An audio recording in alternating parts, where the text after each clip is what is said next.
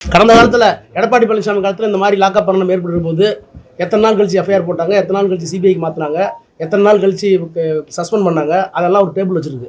அதையும் இதையும் கம்பேர் பண்ணுங்கள். எது நல்ல ஆட்சி, எது நியாயமான ஆட்சின்னு ஒரு தெரியும். ஓரணியில் திமுக என்பதை நாங்கள் இதுவரை அணுகிய வரை எப்படி முதலமைச்சர் சென்னையில் பார்த்தாரோ அது மாதிரி நேற்று வந்து மலைப்பகுதியான தாளவாடியில் நான் பார்த்துருக்கேன். எல்லா நாடாளுமன்ற சட்டமன்ற உறுப்பினர்கள் கட்சிகளுடைய நிர்வாகிகள் பார்த்ததில் முதன்முறையாக திராவிட முன்னேற்ற கழகத்தை ஒரு அரசியல் கட்சி என்பதை தள்ளி வைத்துவிட்டு இந்த இயக்கத்தில் சேர்ந்தால்தான் தமிழ்நாடு பத்திரமாக இருக்கும், தமிழர்களுடைய உரிமை காக்கப்படும் என்ற அந்த எண்ணத்தை, அந்த எண்ண ஓட்டத்தை தமிழக மக்கள் அரசியல் தளத்தை தாண்டி இன்றைக்கு முதலமைச்சரை நம்புகிறார்கள். எனவே ஓரணியில் திரள வேண்டும் என்று விரும்புகிறார்கள். வெளிப்படையாக அரசியலுக்கு வர வேண்டும் அதற்காக என்று எண்ணுகிறவர்கள் உறுப்பினர் படிவங்களை பெற்றுக் கொள்கிறார்கள். மற்றவர்கள் இந்த ஓரணியில் திரளும் என்பதை முழுமையாக ஆதரிக்கிறார்கள்.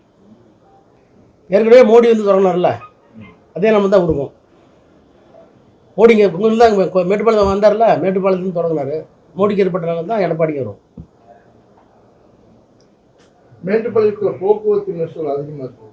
பைபாஸ் காரமடை மேட்டுப்பாளையம் ரெண்டுக்கும் சேர்ந்து பைபாஸ் வந்து ஒரு ஏர்மார்க் பண்ணியிருக்கிறாங்க. எவ்வளோ நில கையகப்படுத்தணும், எவ்வளோ பணம் போடணும்னு சொல்லி முன்னாடி வந்து தனித்தனியாக போட்டிருந்தாங்க. இப்போ காரமடையும் சேர்த்து போடுறதுக்கு ஐவேஸில் ஒரு ப்ரொபோசல் கேட்டிருக்கு.